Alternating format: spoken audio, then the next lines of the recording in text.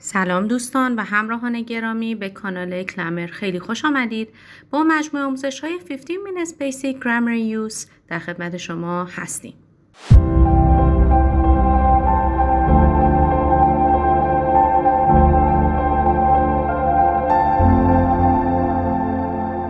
دوستان گرامی با اپیزود 7 درس 7 یعنی زمان حال ساده به صورت پرسشی در خدمت شما هستیم. امیدوارم که این ویدیو رو تا انتها تماشا بفرمایید. همونطور که در اول صفحه میبینید 2 نفر در حال خوردن غذا هستند. اگر به اون آقا نگاه کنید ببینید که به گیتار پشت سرش اشاره میکنه و میگه Do you play the guitar?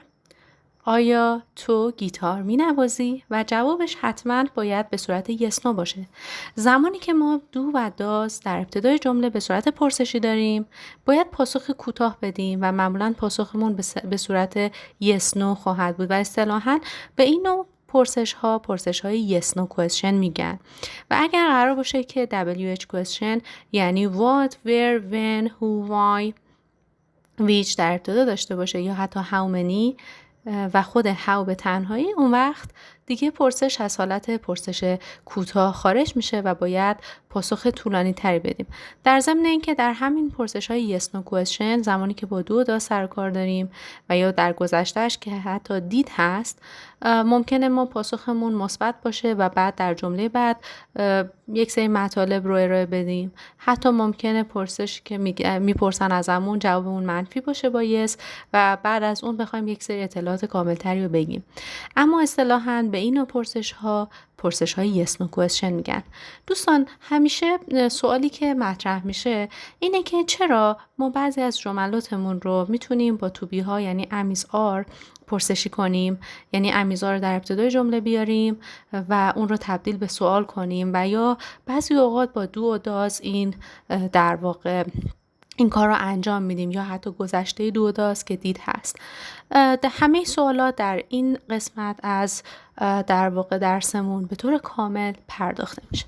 دوست دارم در ابتدا توجهتون رو جلب کنم به این دو جدول افرماتیو ها و کوئسچن فرم ها که در واقع در جدول افرماتیو ما جملات مثبت رو داریم مانند I work, we work, you do, they have.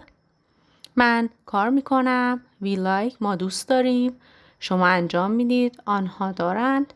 He works, she works یا she likes, she does, it does, it has. او آقا کار میکند، او خانم دوست دارد، او غیر انسان میتونه یک حیوان، اشیا هر چیزی باشه انجام میدهند و یا دارد. اگر نگاه کنید زمانی که I, we, you, they داریم فعلمون به شکل ساده میاد در زمان حال ساده و اگر بخوایم همون فعل ها رو برای ضمیرهایی مانند he, she, it داشته باشیم باید بهش اس سوم شخص بدیم. پس میشه work plus s works, he plus works پس میشه he works و یا برای خانم و یا در واقع غیر انسان.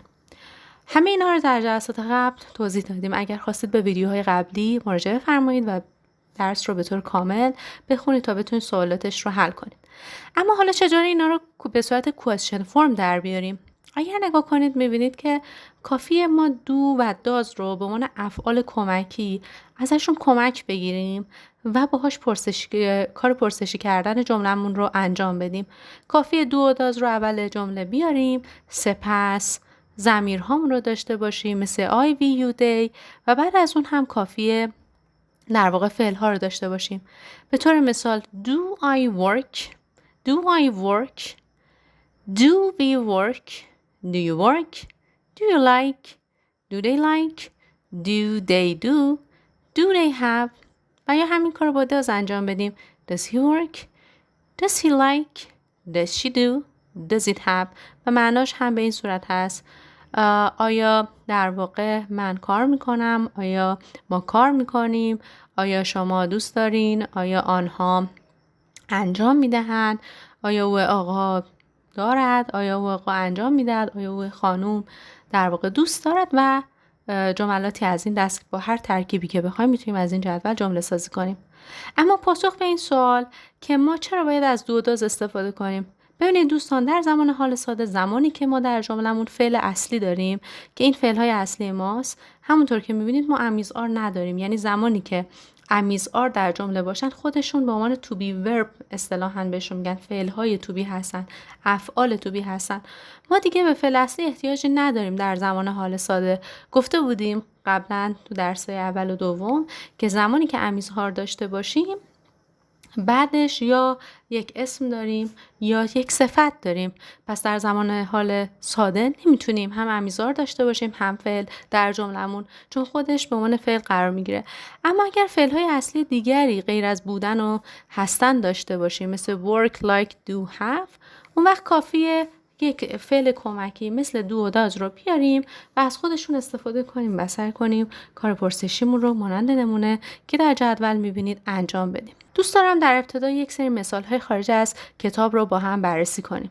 اینجا یک نفر در حال کار کردن برای پروژه هستش. Your project on Mondays. آیا شما روی پروژه‌تون روزهای دوشنبه کار میکنید؟ جوابی که من میدم yes I do، یا میتونم جواب منفی بدم no I don't. بله انجام میدم، نه خیر انجام نمیدم. یعنی روی پروژم کار نمی کنم. حالا شاید بپرسید که اینجا ضمیرمون آی بود، برای چی یو آوردیم؟ خب ببینید دوستان، خیلی ساده است. زمانی که من در مورد خودم توضیح میدم، ممکنه فرد مقابلی که در روبروی من قرار داره این سوال رو از من بپرسه. پس زمانی که اون میخواد من رو خطاب کنه، من رو شما یا تو خطاب میکنه. پس به خاطر همین بعد از دو ما از یو استفاده میکنیم. اما شاید برای شما جالب باشه بدونید زمانی که ما بخوایم برای صحبت کردن در مورد خودمون، یعنی خودمون بخوایم با خودمون حرف بزنیم، تو ذهنمون یک سری سوالات رو از خودمون بپرسیم، اون وقت میتونیم بگیم do I work on my project on Mondays. یعنی انگار یه گفتگوی ذهنی با خودمونه. اما اگر کسی بخواد از ما سوال کنه، باید حتما ما رو تو یا شما خطاب کنه. اسلاید بعد رو ببینید دوستان. You like construction. تو ساخت و ساز دوست داری یا شما ساخت و ساز دوست دارید؟ جواب رو دقت کنید. اگر به صورت پرسشی بخوایم همین جمله رو تبدیل کنیم، کافی یه دو بیاریم قبل یو و ادامه کارمون رو انجام بدیم. Do you like construction? Yes I do. No I don't.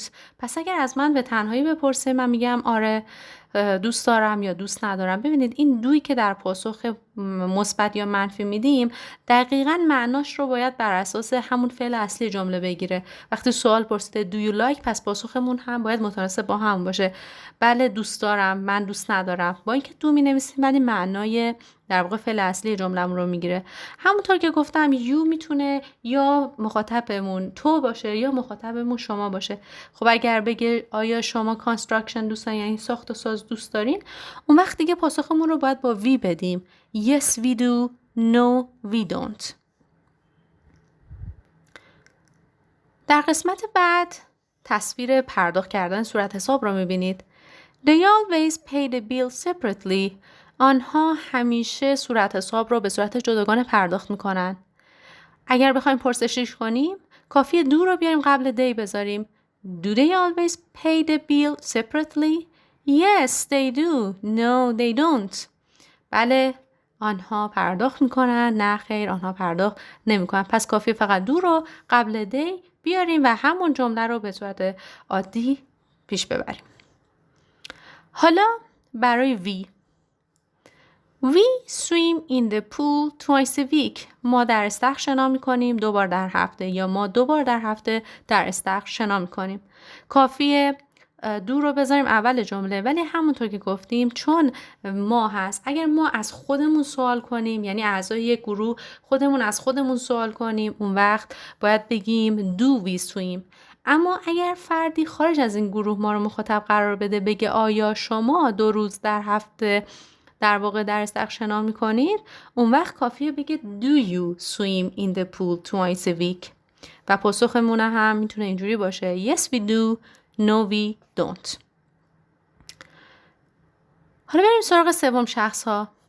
She rides the bike. او دختر در واقع دوچرخه سواری میکند یا دوچرخه را میراند. گفتیم برای she, he و it دیگه نمیتونیم از do استفاده کنیم، باید از does استفاده کنیم. پس میشه does she ride a bike? does she ride a bike کافیه does رو بیاریم، اما دقت کنید ما چون به do اس دادیم و تبدیل شده به does، فعلمون بعدش باید به شکل ساده بیاد. دیگه نمیتونیم بگیم does she rides، دیگه دوبار اس نمیگیره چون یه بار اس رو در واقع به do دادیم و تبدیل به doesش کردیم. does she ride a bike پس فعل به شکل ساده میاد. yes she does no she doesn't بله او میراند، دوچرخه رو میراند، یا نخیر او این کار رو انجام نمیدهد. قسمت بعد he sometimes walks slowly او گاهی اوقات به آرامی راه میرود. does he sometimes walk slowly yes he does no he doesn't همونطور که دیدید مثل قبلی ها does رو گذاشتیم، he اومد sometimes سر جاشه و کافیه walk رو اسش رو برداریم، دیگه اینجا نمیتونیم دوباره بهش اس بدیم. بله او انجام میدهد، نخیر انجام نمیدهد. looks attractive به نظر جذاب میاد، کافیه does رو بذاریم اولش و پرسشی کنیم. does it look attractive yes it does no it doesn't بله به نظر میاد یا به نظر نمیاد. و چون اس رو در واقع به does دادیم یعنی do بود تبدیل به does شد، دیگه اس سوم شخص رو باید از look برداریم. خب دوستان ادامه کتاب رو پیش میبریم. اینجا جدولی داریم که دوباره همون جملاتی که ساختیم رو پرسشی کردیم رو میتونید مشابهش رو اینجا ببینید. Do you play the guitar؟ آیا شما گیتار میزنید؟ Do you پس با do شروع شده. Do و play. Do your friends live near here؟ آیا دوستان شما این نزدیکی زندگی میکنن؟ Does Chris work on Sundays؟ آیا کریس در روزهای یک شنبه کار میکند؟ Does it rain a lot here؟ آیا اینجا خیلی بارون می آید؟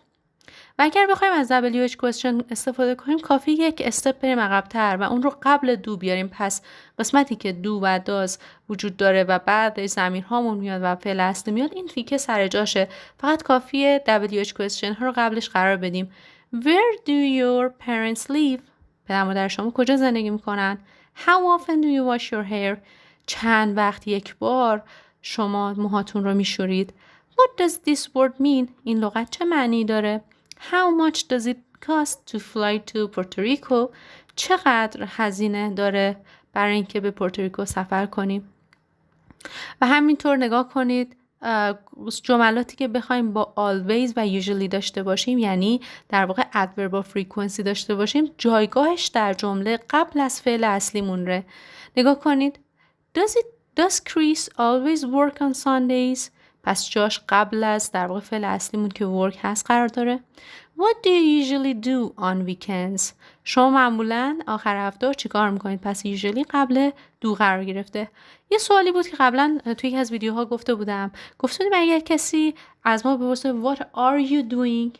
در واقع درس سوم چهارم رو اگه ببینید گفتیم اگر ING دار باشه یعنی که الان در حال انجام دادن چه کاری هستیم، مثلا دارین غذا میخورید، مثلا دارین کتاب میخونید یا هر چیز دیگه ای. اما اگر بپرسن what do you do به معنیش دقت کنیم در مورد شغلمون داره میپرسه، یعنی شغل شما چیه. پس میگیم for example what do you do؟ I work in a bank. من در بانک کار میکنم.